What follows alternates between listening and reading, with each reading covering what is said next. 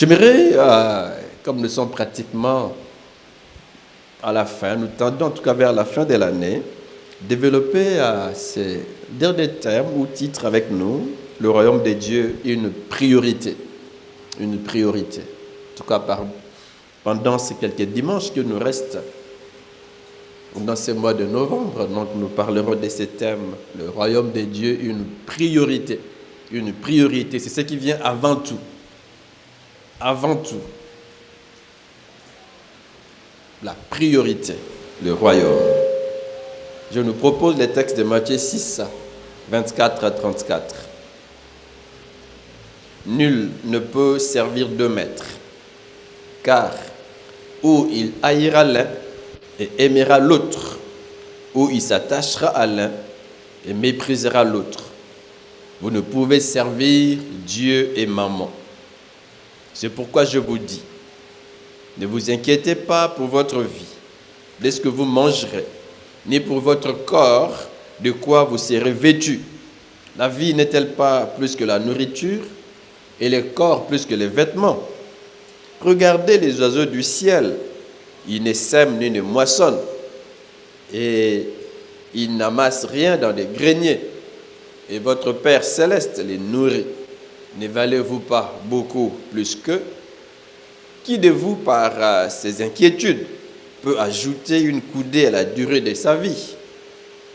Et pourquoi vous inquiétez au sujet du vêtement? Considérez comment croissent les lys des champs. Ils ne travaillent ni ne filent.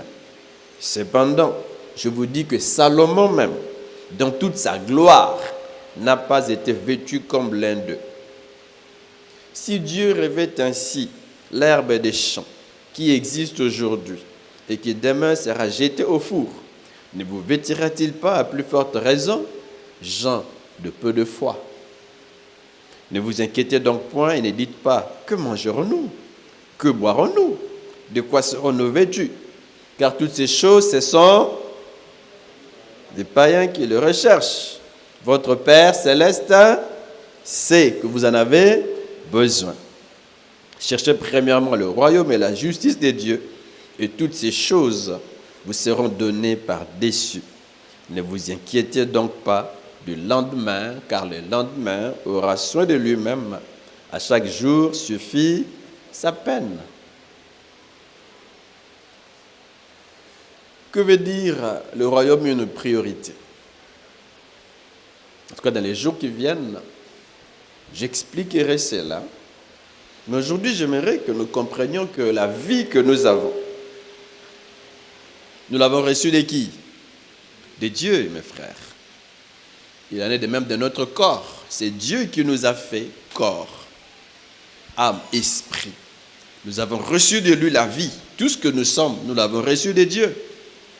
Et en principe, en tant que des hommes, nous avons quelques tendances naturelles, quelques besoins. En tout cas, dans ces textes, on en voit trois tendances naturelles, trois besoins en rapport avec la protection, la conservation de la vie. Nous voulons garder notre corps en bonne santé. Nous voulons préserver la vie, la conserver. Et il y a trois tendances donc naturelles, trois besoins en rapport avec cela. Le premier, c'est le besoin ou la recherche d'argent. Est-ce que vous me suivez? Est-ce que vous me suivez? On a besoin d'argent pour continuer à vivre, à entretenir la vie, à soigner le corps, à le maintenir en bonne santé. Besoin d'argent. L'argent comme instrument de transaction. L'argent comme instrument de mesure. On mesure ce qu'on a, sa richesse à partir de l'argent qu'on a, des biens qu'on a. Et la deuxième tendance ou le deuxième besoin, c'est le besoin ou la recherche de la nourriture. La nourriture. On sait que la nourriture pourvoit à l'entretien de la vie, n'est-ce pas vrai? La nourriture pourvoit à l'entretien et à la croissance du corps. On ne peut pas entretenir le corps sans nourriture. Le corps a besoin de manger. Le corps doit se nourrir. C'est nécessaire pour son entretien. C'est nécessaire pour sa croissance. C'est nécessaire pour sa réparation. Sa réparation par le repos, mais sa réparation aussi par la nourriture. Sa réparation par la boisson. Le corps a besoin de la nourriture. Et la troisième tendance ou le troisième besoin, c'est le besoin ou la recherche de vêtements. Vous savez que le vêtement aussi est nécessaire à la santé.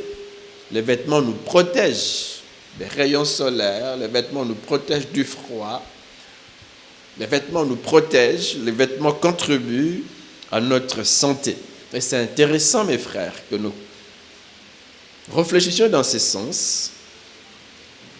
Le vêtement nécessaire à la santé, à la conservation de la vie, la nourriture et l'argent. Pour acheter le vêtement, on a besoin d'argent. Pour acheter la nourriture, on a besoin d'argent. Donc, il y a ces trois tendances en nous, en tant que des hommes, pour conserver la vie. Trois tendances, trois besoins, parmi d'autres dans la vie de l'homme. Trois tendances. Et souvent, on tombe dans les extrêmes. C'est vrai qu'il y a de besoins, ces trois, par rapport à ces textes. C'est vrai qu'il y a toutes ces tendances. Mais il nous arrive de tomber dans les extrêmes. Et moi, je note deux extrêmes, de manière générale, deux extrêmes. Le premier, c'est faire de l'argent une idole, un dieu. C'est vrai, j'ai besoin d'argent, mais parfois on tombe dans l'extrême, on en fait toute une idole, tout un dieu. Le deuxième extrême, c'est que l'on arrive parfois à se soucier. On se soucie, on s'inquiète pour la nourriture, on s'inquiète pour les vêtements. Vous voyez, ce sont là les deux extrêmes. Mais de ces deux extrêmes, la Bible nous prodigue trois conseils. Est-ce que vous êtes avec moi? Trois conseils en rapport avec ces extrêmes. Le premier conseil, c'est ce que la Bible dit, nous ne devons pas faire de l'argent une idole. Non, mes frères. L'argent ne doit pas être pour nous une idole. Au verset 24, il est dit, nul ne peut servir deux maîtres. Car il haïra l'un et aimera l'autre.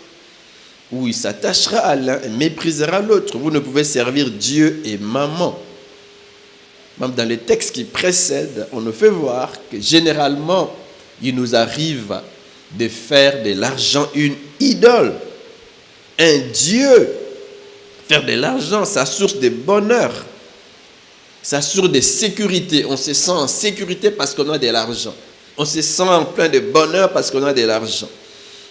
Et on fait même de l'argent une occasion de pouvoir dominer les autres. Ah non, mes frères. Non, l'argent n'est pas en soi mauvais. Vous êtes d'accord avec moi? Ce n'est pas mauvais d'avoir de l'argent. En soi, l'argent n'est pas mauvais. Le problème, c'est l'usage qu'on en fait. Et même le moyen de l'acquérir qui peut poser des problèmes. L'usage et les moyens. En rapport avec les moyens, vous savez qu'on peut gagner de l'argent malhonnêtement. On peut gagner de l'argent honnêtement. On peut gagner de l'argent par sa sueur. Mais il y a aussi des gens qui gagnent de l'argent par des moyens malhonnêtes. Par les vols. Il n'y a pas de gens qui volent, c'est ça? C'est ça? On peut gagner de l'argent malhonnêtement, par les vols, par les mensonges, par la corruption. On s'enrichit par des moyens non bibliques. En tout cas, un enfant de Dieu ne doit pas s'enrichir par des moyens malhonnêtes. Non, il doit travailler de ses propres mains. Avec la grâce de Dieu sur sa vie, il va réussir. Est-ce que vous le croyez? Donc, ce sont les moyens qu'on utilise pour avoir de l'argent, pour s'enrichir, qui peut poser problème. Nous gagnons de l'argent honnêtement. Nous gagnons de l'argent par la crainte de Dieu, loin du vol, comme je dis, loin des mensonges, loin de la corruption. Il y en a qui arrivent à vendre leur corps dans la prostitution. Ils sont dans la prostitution pour gagner de l'argent. Des hommes comme des femmes. Il y a aussi des hommes qui vendent leur corps pour gagner de l'argent. Non, mes frères. Il y en a qui gagnent de l'argent par l'occultisme. Ce n'est pas vrai? Par l'occultisme. Non, mes frères. L'usage qu'on fait de l'argent, les moyens dont on se sert pour avoir de l'argent peut poser problème. Le deuxième problème, c'est avec l'usage. L'usage. Avec l'usage. Et on doit noter qu'on doit éviter d'idolâtrer l'argent. Qu'est-ce que j'ai fait avec l'argent? Qu'est-ce que j'ai fait avec les moyens que j'ai? Qu'est-ce que j'ai fait? Qu'est-ce que j'ai fait? Est-ce que pour corrompre les autres? Est-ce pour se livrer à toutes sortes de maux, à toutes sortes de plaisirs, même qui ne glorifient pas les seigneurs? L'usage qu'on en fait. J'aime un homme, Claude, qui a écrit un livre intéressant, Jésus-Christ notre Maître, qui dit ceci: dans l'usage de l'argent et des biens qui sont mis à notre disposition, il faut éviter à la fois et l'avarice et les gaspillages et pratiquer largement la générosité à l'égard des autres. Et ici, je lui donne raison. Le problème, ce n'est pas l'argent, le problème, c'est les moyens de l'acquérir. Le problème, c'est quoi? C'est l'usage qu'on en fait. Souvent, nous tombons dans l'avarice. L'avarice. Un attachement excessif au bien. Un attachement excessif à l'argent. Vous savez, l'avare fait de l'argent un but. L'avare fait de l'argent une idole, non un moyen, non un serviteur. L'argent doit être un moyen. L'argent doit être un serviteur, pas un but, pas le but de la vie. C'est pour cela que parfois, on fait tout. On veut avoir de l'argent par tous les moyens, par la corruption, par les vols. Ici, chez nous, en tout cas, il n'y a pas de gens qui volent. Hein? En tout cas, mais dans certains pays, même de grandes autorités volent, détournent de l'argent en termes de millions. Ici, chez nous, en tout cas, on ne trouve pas de telles personnes qui volent des millions, 10 millions, 20 millions, 100 millions, 200 millions, 200. Vous seul, vous volez 20 millions. Vous seul, vous volez 200 millions, vous seul, vous. Même si vous mangez $100 par jour, vous quitterez ce monde sans épuiser cet argent. Non. Ça restera toujours, mais vous voulez voler. Au fait, ça, c'est un peu l'avarice, c'est un peu la cupidité. J'ai de l'argent, mais je veux toujours en avoir. Je veux.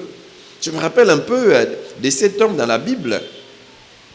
Cet homme riche, on l'appelle riche insensé, qui a des biens,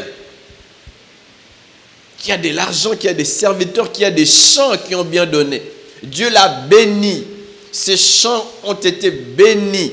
Il y a eu une abondante récolte. C'est par la bénédiction de Dieu. Mes frères, c'est Dieu qui bénit le fruit de notre travail. C'est Dieu qui bénit le fruit de notre labeur. Lui, Dieu l'a béni et il commence à se glorifier. Il dit, mon âme, tu as de bien pour de nombreuses années. Réjouis-toi, mange et bois. Toute sa vie, c'est autour de cela, des plaisirs. Mange et bois. Il ne glorifie pas Dieu. Il ne s'ouvre pas aux autres. Il adore l'argent. Je veux tout mettre dans mes greniers. L'avare, il veut tout pour lui. Il fait de l'argent un but. Il fait de l'argent une idole. Une idole. Et la Bible nous interpelle. L'argent ne doit pas être une idole. Est-ce que vous me suivez? Pas un maître. On veut avoir pour soi-même. On veut avoir. On ne veut pas s'ouvrir aux autres. Nul ne peut servir de maître. On peut dire, je suis chrétien, je marche avec Dieu. Mais au même moment, on est attaché à l'argent. On est attaché aux richesses. On fait tout. Ce n'est pas mal de se battre pour avoir de l'argent. Vous êtes avec moi? C'est pas mal. Mais j'ai dit par quel moyen et pour quelle finalité? L'argent ne doit pas être une idole. Une idole. Une idole. On peut trouver dans l'église des avares, des cupides. Des cupides. Pour vaincre la cupidité, même pour vaincre l'avarice, c'est l'ouverture aux autres, c'est la générosité. Lorsqu'on s'ouvre aux autres, lorsqu'on aide ceux qui sont dans le besoin, lorsqu'on aide ceux qui n'ont pas assez de moyens, on brise la cupidité. Mais lorsqu'on a du mal à partager, il y a l'avarice. Il y a même l'idolâtrie de l'argent. On en a, mais on ne veut pas partager. Ou bien on n'en a pas, mais au fait, on se soucie, on se tracasse pour cela. On pense que être heureux, c'est avoir beaucoup d'argent. Non, mais être heureux, ce n'est pas avoir beaucoup d'argent. Être heureux, c'est avoir Jésus. Être heureux, c'est marcher avec Dieu. Puisqu'on peut être heureux dans le peu qu'on peut avoir. Vous êtes d'accord avec moi? On a peu, mais on est heureux. Tout le monde ici sur la terre, nous ne serons pas tous des riches. Il y en aura qui auront beaucoup et d'autres qui auront peu. Mais que j'aie beaucoup ou peu, je suis heureux, pas à cause de l'argent. Mais à cause de Dieu que j'ai, ma paix ne vient pas de mes biens, non. Ma paix ne vient pas de l'argent que j'ai, de mes comptes en banque. Ma paix vient du fait que j'appartiens à Jésus. Alléluia. Un homme sauvé, un homme qui connaît le Seigneur et qui marche avec lui. Mais lorsque, à cause de l'argent, je commence à m'élever, à croire que tout m'est permis, à croire que tout va bien maintenant pour moi, ou parce que je manque, je pense que ma vie n'a pas de sens parce que je n'ai pas beaucoup, eh bien, il y a un problème. Est-ce que vous êtes avec moi? Donc, c'est intéressant d'éviter, n'est-ce pas, ces extrêmes, d'éviter ces extrêmes par rapport aux moyens, par rapport à l'usage, évitons de faire de l'argent une idole. Amen. Le deuxième extrême, mes frères, c'est l'inquiétude. Et par rapport au conseil que la Bible nous donne, la Bible nous demande de ne pas nous inquiéter, ne pas nous soucier. Ne pas faire de l'argent une idole, c'est le premier conseil. Le deuxième conseil, ne pas nous inquiéter pour de la nourriture et pour les vêtements. Ne pas nous inquiéter, ne pas nous soucier, mais faire confiance en Dieu. Si Dieu nous a donné la vie, il mettra tout. Il fera tout, mes frères, et mettra tout en jeu pour nous aider à l'entretenir. J'ai dit que nous avons reçu de qui la vie que nous avons? De Dieu. Et si Dieu nous a donné la vie, il mettra tout en jeu pour l'entretenir. Il va s'occuper de nous. Il va nous aider à avoir de quoi entretenir le corps, pour l'habiller, pour le nourrir. Vous êtes d'accord avec moi? Est-ce que vous êtes avec moi? Très important, mes frères. Ne pas nous inquiéter. La Bible dit, ne vous inquiétez de rien. Ne vous inquiétez de rien. C'est vraiment important que nous puissions les savoir. Au verset 28, il est dit, pourquoi vous inquiétez au sujet du vêtement? Pourquoi?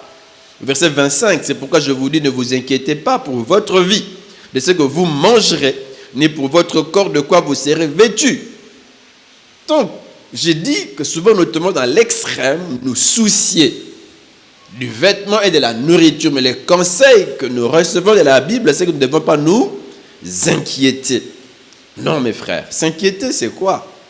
S'inquiéter, c'est lasser, c'est laisser accaparer, c'est laisser troubler. Je me laisse troubler. Il y a l'idée d'être préoccupé par quelque chose qui prend toute notre attention, qui prend toute notre énergie. On est préoccupé, on est troublé, on n'a plus de paix. J'aime ce que le petit Robert dit, l'inquiétude est un sentiment qui trouble notre esprit et enlève notre tranquillité. Je suis troublé au fond de moi-même. Je ne suis plus tranquille. Tranquille. Notre paix est partie. Et parfois, on peut manquer le sommeil. Le sommeil ne vient pas parce qu'on est troublé toute la nuit, toute la semaine. Et vous savez que généralement, lorsqu'on s'inquiète, lorsqu'on ne dort pas, lorsqu'on est troublé, vous savez que le corps reçoit des chocs. Des chocs. On est troublé, mes frères, on est troublé. Souvent, nos cœurs sont remplis d'inquiétude au sujet de nos besoins quotidiens, au sujet peut-être de l'avenir de nos enfants, au sujet de notre emploi. Je n'ai pas du travail, je cherche à gauche, à droite, je ne trouve pas du travail, mon mari ne travaille pas, mon père. On se bat, mais ça ne marche pas. On peut s'inquiéter au sujet de la scolarité des enfants. Je n'ai pas d'argent. Je n'ai pas d'argent. Vous voyez, mes frères, on peut s'inquiéter pour beaucoup de choses. Et nous pouvons aussi, en rapport avec ces textes, nous poser des questions. Que mangerons-nous? Qu'est-ce que je vais manger? Qu'est-ce que je ferai face à telle ou telle autre situation? Comment me débrouiller? On peut se soucier à cause des échecs, à cause des déceptions, de quelque chose. Ça ne va pas de la vie, ça ne va pas dans ma vie, dans la vie de mes enfants, dans la vie de mon mari, de mon époux, ça ne va pas. Cette situation ne change pas. On peut s'inquiéter. On peut s'inquiéter. Mais de manière particulière, on peut s'inquiéter pour la nourriture et pour les vêtements. Mais pour Jésus, nous ne devons pas nous laisser accabler au point de perdre la joie de vivre. On perd la joie parce que je n'ai pas ceci, parce que je n'ai pas cela. On perd la joie parce que ça ne marche pas ici, parce que ça ne marche pas là-bas. On s'inquiète. On perd la joie de vivre. On perd tout espoir. Non, mes frères. Jésus nous dit non. Ne perdons pas la joie de vivre, ne perdons pas espoir, ne nous inquiétons pas. Au contraire, nous devons lui faire confiance. C'est pour ça qu'il parle des lits des champs qui croissent. Il parle des oiseaux du ciel dont Dieu prend soin. Ils ne sèment ni ne moissonnent, mais ils mangent. Alors que vous, les hommes, dit la Bible, vous valez plus que les lits des champs, plus que les oiseaux du ciel. Et Dieu prend soin d'eux. Si Dieu prend soin des oiseaux, si Dieu prend soin des herbes du champ, n'oubliez pas qu'il va aussi prendre soin de vous. Est-ce que vous êtes avec moi? C'est-à-dire que dans la vie ici, Jésus nous apprend à lui faire confiance. Face à tous ses besoins, nous devons lui faire confiance. Il va tout mettre en œuvre. J'ai dit, si Dieu nous a donné la vie, si Dieu nous a donné ce corps, nous qui lui appartenons, il va tout faire pour que nous ayons de quoi l'entretenir, de quoi conserver la vie, de quoi la garder en bonne santé. Il dit, ne vous inquiétez de rien. Est-ce que cela veut dire que Dieu encourage la paresse? Je croise les bras, je ne fais rien, je reste à la maison parce que Dieu va prendre soin de moi. Dieu me dit de ne pas m'inquiéter, de lui faire confiance pour ma vie, pour le manger, pour le boire, pour les vêtements, pour tout. Je croise les bras? Non. La Bible est contre la paresse. Au fait, Dieu bénit nos efforts. Dieu ne nous bénit pas sans nous. Est-ce que vous comprenez? Il passe par nos efforts, il passe par nos planifications pour nous bénir, pour nous visiter.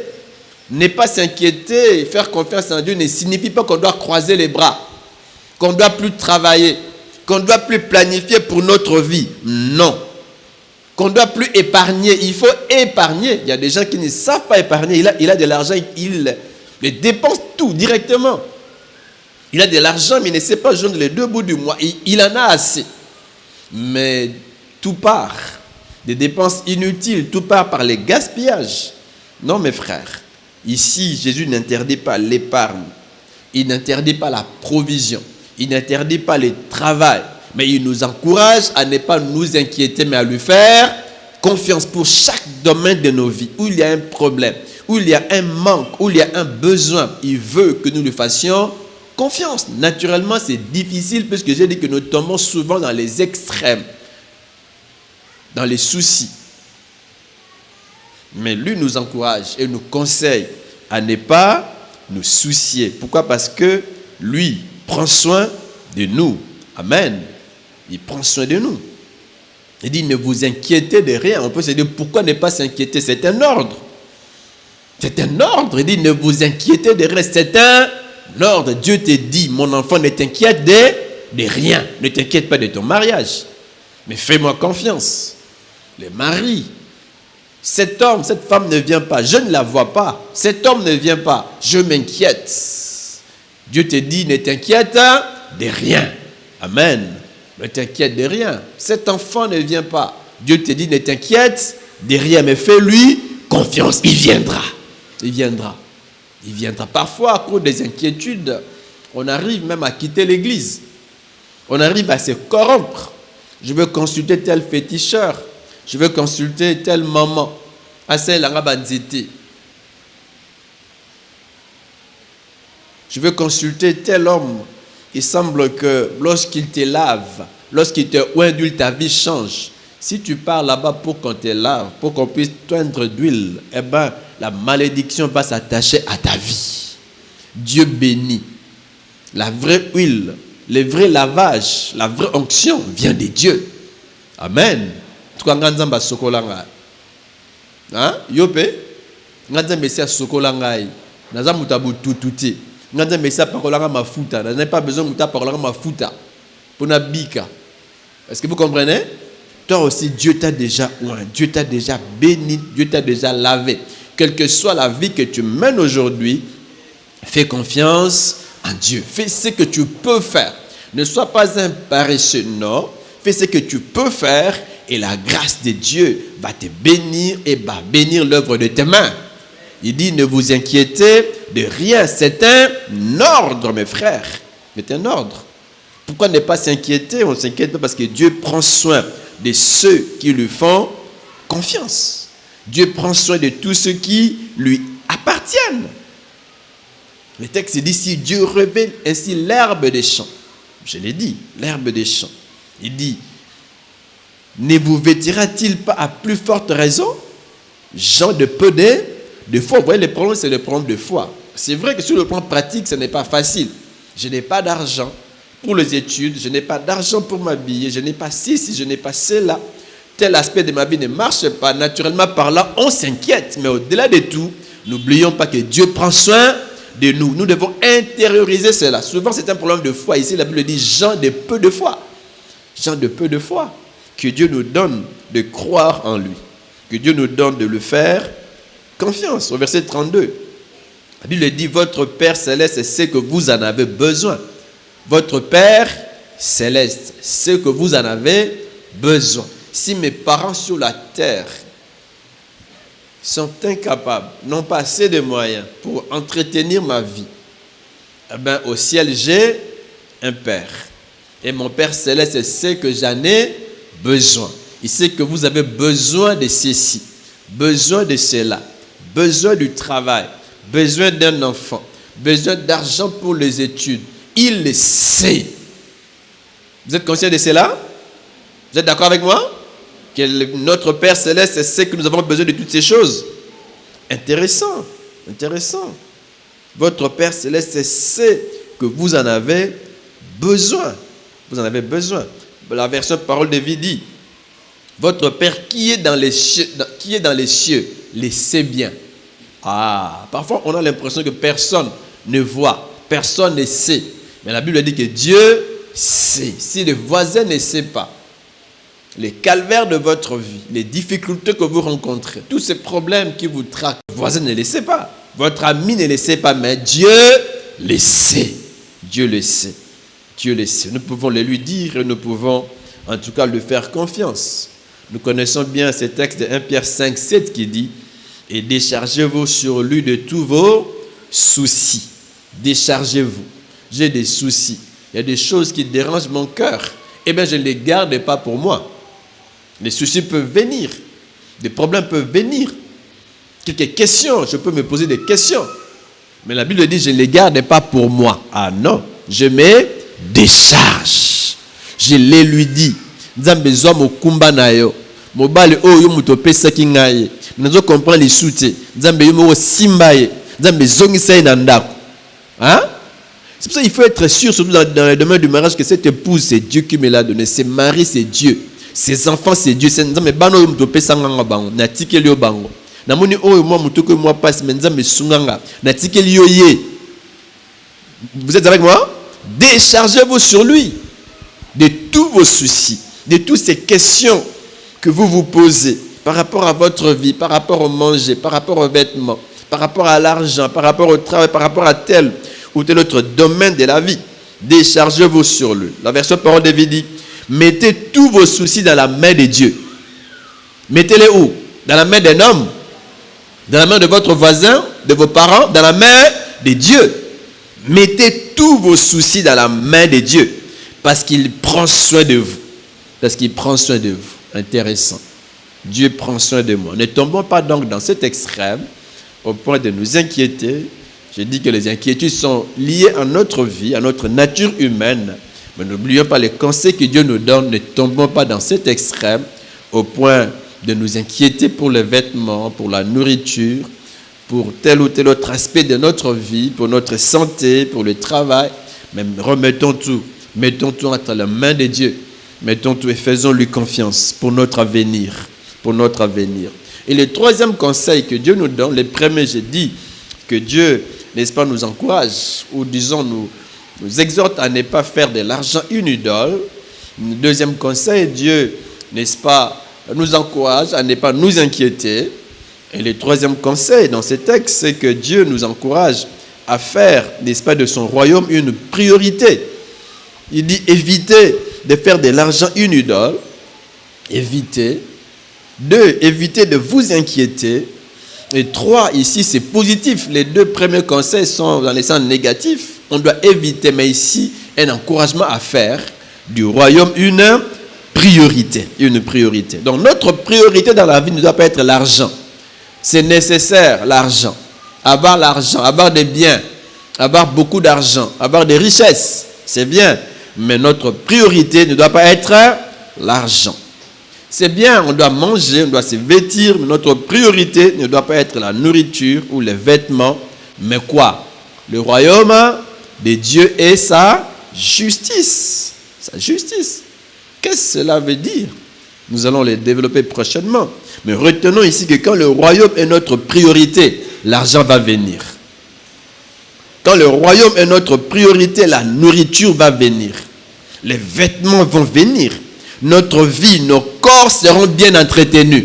La Bible dit, faites du royaume et de sa justice votre priorité. Et toutes ces choses vous seront données par surcroît, par surplus. Vous voyez, les vêtements, oui, vous en avez besoin. L'argent, vous en avez besoin, n'est-ce pas? Les biens matériels, vous en avez besoin. Mais si vous voulez avoir toutes ces choses, que votre priorité soit quoi? Le royaume et sa justice. Quand le royaume et la justice de Dieu sont notre priorité, toutes ces choses vont venir. Il y aura une porte ouverte. Une porte ouverte pour toutes ces choses. L'argent, la nourriture, les vêtements ne sont utiles seulement pour la vie sur la terre, n'est-ce pas vrai? Seulement pour la vie sur la terre. Mais cette vie va un jour s'éteindre, n'est-ce pas vrai? Nous quitterons tous un jour cette terre. Mais lorsque la vie s'éteint, est-ce qu'on aura encore besoin de l'argent? Besoin de nourriture? Besoin de vêtements? Tout c'est pour la terre, ce n'est pas mauvais. Tout c'est pour la terre. C'est pas mauvais d'avoir toutes ces choses, mais n'oublions pas que c'est juste pour la vie sur la terre. Si la vie s'éteint, tout s'arrête. C'est pour ça que ce troisième conseil intervient. Parce que le troisième conseil agit dans nos vies et ici et demain. Et dans le présent et dans le futur. Notre vie ne s'arrête pas sur la terre. Après notre vie sur la terre, la vie va continuer. Mais la nourriture et les vêtements, la nourriture, l'argent vont seulement s'arrêter ici sur la terre. Vont nous servir sur la terre, mais le royaume est sur la terre et au ciel. Sur la terre, elle nous ouvre des portes. Le royaume sur la terre nous donne de l'argent et tout. Vous êtes avec moi? Mes frères, le royaume bénit. Le royaume élève. Le royaume ouvre des portes. Si le royaume est notre priorité, l'élévation va venir. Les portes vont s'ouvrir. Nous allons connaître sur la terre une vie de paix et de bonheur. Ça ne va pas s'arrêter sur la terre alors que l'argent va rester, tout va rester, les mariages vont rester. Mais au fait, le royaume va continuer avec nous dans la maison du Père. Après la mort, nous aurons toujours une vie heureuse parce que le royaume a été une priorité pour nous. Est-ce que je me fais comprendre? Très important que nous fassions du royaume une priorité. Donc, à cause de l'argent, eh bien, ne sape pas ta foi. Ne vole pas à cause de l'argent. Ne vole pas à cause de la nourriture. Ne vole pas à cause, n'est-ce pas, des vêtements. Ne te compromets pas dans ta vie spirituelle à cause des choses matérielles. À cause de besoins liés à notre existence sur la terre. Non. Est-ce que vous comprenez? Non. Non. Par rapport à tous ces besoins, faisons confiance en Dieu. Dieu va s'occuper de nous. Mais pendant notre vie sur la terre, eh bien, que le royaume soit notre priorité. Le royaume assure notre vie présente et notre vie après la mort. Amen. Faisons donc du royaume une priorité. C'est quoi faire du royaume une priorité? J'ai dit que je vais les développer plus tard. Mais retenons ici qu'il y a souvent, par rapport à notre vie, un attachement ou une recherche d'argent, de nourriture, de vêtements, pour que notre vie sur la terre soit une bonne vie, que la vie soit entretenue, le corps entretenu. Malheureusement, nous tombons dans les extrêmes. On veut idolâtrer l'argent, on se donne à une recherche effrénée d'argent et on met en jeu certains moyens, même non bibliques, pour acquérir de l'argent. Dieu dit non. Et on peut aussi s'inquiéter pour la vie, pour des problèmes que l'on peut rencontrer sur la terre. Dieu dit non, ne vous inquiétez pas, mais faites-moi confiance. Et au-delà de tout, faites de mon royaume une priorité. Lorsqu'il est une priorité, il va vous ouvrir la porte à toutes ces choses. La vie heureuse, c'est possible. La vie de paix et de bonheur, c'est possible. Le bonheur selon Dieu sur la terre, c'est possible. À une seule condition, que nous puissions faire du royaume une priorité. Amen. Prions les Seigneurs. Y a-t-il quelqu'un qui dit, j'aimerais vraiment faire du royaume de Dieu une priorité?